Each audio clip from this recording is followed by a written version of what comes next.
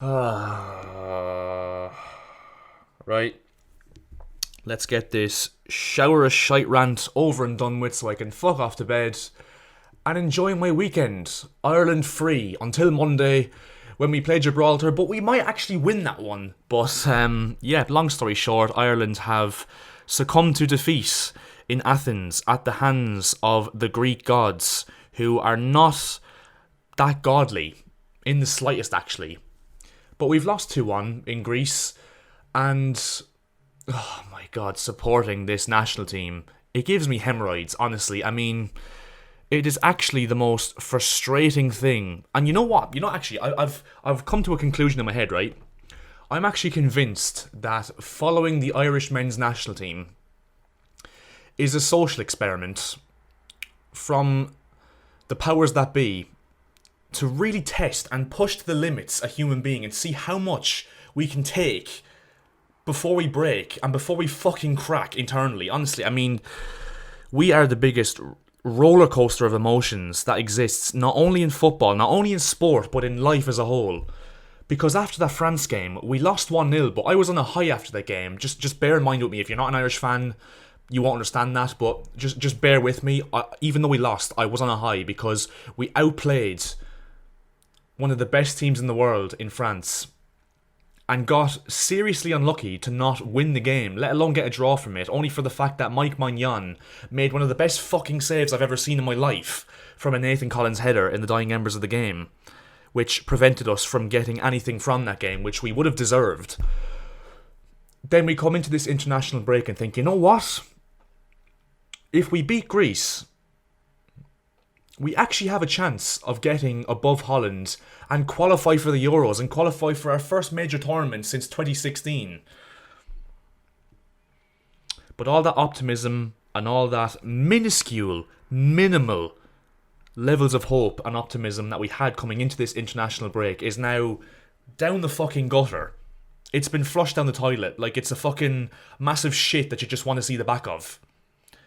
I know that was a fucking weird analogy, but just bear with me. Just please don't click off the video because I need that. I need that watch time, you know. But I am losing hope with this national team, and you know what?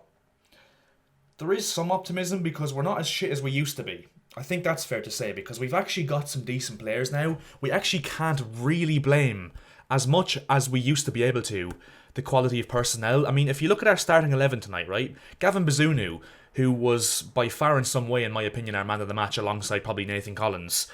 Gavin Bazunu, a very good shot stopper. I know he's had a poor season in the Premier League for Southampton, but bear with this guy because over time he will prove that he is a quality goalkeeper. Nathan Collins, a very good centre-back. John Egan, a good defender. Darragh Lenihan had a very good season at Middlesbrough last season and doesn't even start for us because Andrew Omobamidele starts for us there, and he is, as far as I'm concerned, a very good ball-playing defender in the modern-day game. Josh Cullen, who's been, if not the best, one of the best Burnley players this season under Vincent Kompany, that absolutely walked the championship last season playing scintillating football. Jason Malumbi, who, yes, isn't the most fancy of footballers, but he does a job, he works his socks off, he covers ground in that midfield. Callum O'Dowda, just a solid 6 or 7 out of 10 left wing back. Matt Doherty, literally playing for Atletico Madrid. I know he won't be staying there, I know he's leaving, I know he's going to be a free agent, but he wasn't signed by Jose Mourinho because he was a bad player at Spurs. Evan Ferguson, one of the brightest young talents Europe has to offer at this moment in time, and we have him up front and we limit him to... How many touches did he have in this game? I'm actually intrigued. How many touches? 19 touches. We have one of the best European young strikers and we give him 19 touches against Greece. Adam Ida, I don't really rate, to be honest. I do like the guy.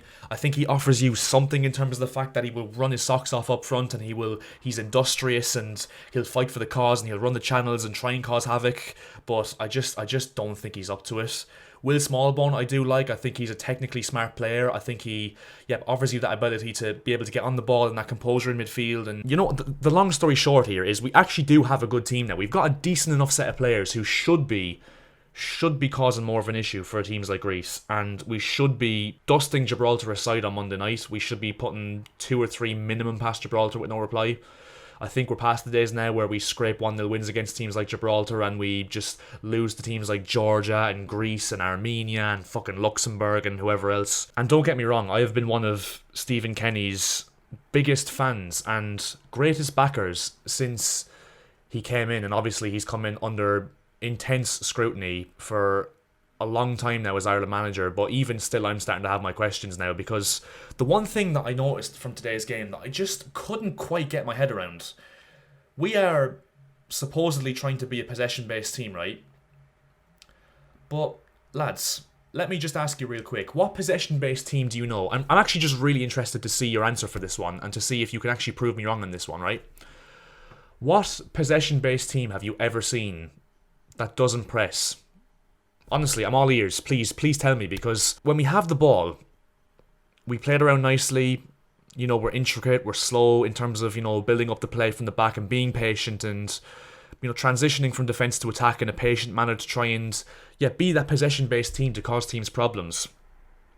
But when we lose the ball, we drop back into a mid to low block and just invite pressure onto us, which then means that when we win the ball back, it's in our own third, which means that when we try and play it out from the back, in our slow and intricate style, Greece are already on top of us. So, to me, it doesn't make any sense. We're completely contradicting the way we play under Stephen Kenny in terms of not pressing and also playing possession-based football. If we're not going to press, at least be a counter-attacking team. At least be a direct team where we soak up pressure and use the legs of the likes of Evan Ferguson and Mikey Johnston and Michael Obafemi and Adam Ida, for example. It just confuses me a little bit. And look, like I said, we had absolutely no real chance of getting a place in the Euros with the group we have. I mean, overturning France and Holland as Ireland was going to be David against Goliath. It was going to be an absolute mountain to climb overall, if we're being honest. But I mean, we have to at least finish third in this group to show any signs of, you know, promise and show any signs of improvement in this qualification campaign. And to lose to Greece, yes, we can beat them at home, and yes, we can, you know, outdo them in terms of our goal difference against Gibraltar, for example, and maybe we can get a point against Holland at home or someone like that, you know. But it's just, I think focusing on tonight's game individually, it's so disappointing given how high we were in terms of how optimistic we were going into this international break that maybe, just maybe, we could actually do something, and there's less excuses than we had before, and we're, you know, more equipped to actually go out there and perform. But the performance tonight was nothing short of absolutely fucking pathetic as far as I'm concerned, especially after the France game where we showed what we're capable of. But it's just same old Ireland, isn't it, where we play against the big teams like our life depends on it, and we actually put in a display for the ages, and then we play against these teams that we're either even to or better than, and we just come back into our shell. And another thing that Stephen Kenny's Ireland have been susceptible to is we don't actually try and get going in an attacking sense until we're actually going behind. I mean, you see it. We were absolutely abysmal for the first 15-20 minutes, and then when Greece scored the penalty, we actually came out of our shells a bit and looked to press a little bit and looked to actually try and attack. And then when we scored the goal from Nathan Collins, we went back into our shells and defended deeper again in that mid to low block. And then when Greece scored early on in the second half, we actually somewhat tried to attack again. There's just certain things that I just can't defend Stephen Kenny for, and it's unfortunate because I do think he's doing a good job for Ireland, and I do think that there's not many managers, if any, out there that we'd realistically be able to attract that would be doing any sort of a better job than him. But it is getting hard to defend him on certain things, it really, really is. In terms of the performances, real quick, I thought Nathan Collins was decent, I thought Gavin Bazunu was decent, I thought they were our two best players, I thought Darragh Lenihan was okay, I thought Josh Cullen, was completely off it. I thought he was really poor, one of his poorest games in an Ireland shirt, or for a while in general, even in terms of his club football career as well. Matt Doherty I thought was poor, and you know what, I'm going to say it, Matt Doherty has been poor for a hot minute now in an Ireland shirt. He really has. I don't know what's happened to him, but he used to be one of our best players, and he's just completely gone off the boil in this last year or two. I don't know what's happened to him, and obviously the red card was just the icing on the cake for his performance. I thought Jason Malumbi was poor, I thought Callum O'Dowda was poor, I thought James McLean looked like he was stiff as a board when he came on. He didn't look like he could kick a football when he came on, and I love James McLean and what he's done for this country, but he looks like he's finished. And look, I hope he gets his 100th cap against Gibraltar because he deserves it for how much of a good servant he's been for this country, but he looks finished as far as, football at international level is concerned. I thought Evan Ferguson was decent given the minimal service he had, and obviously getting the assist as well. I thought Adam Ida was really poor.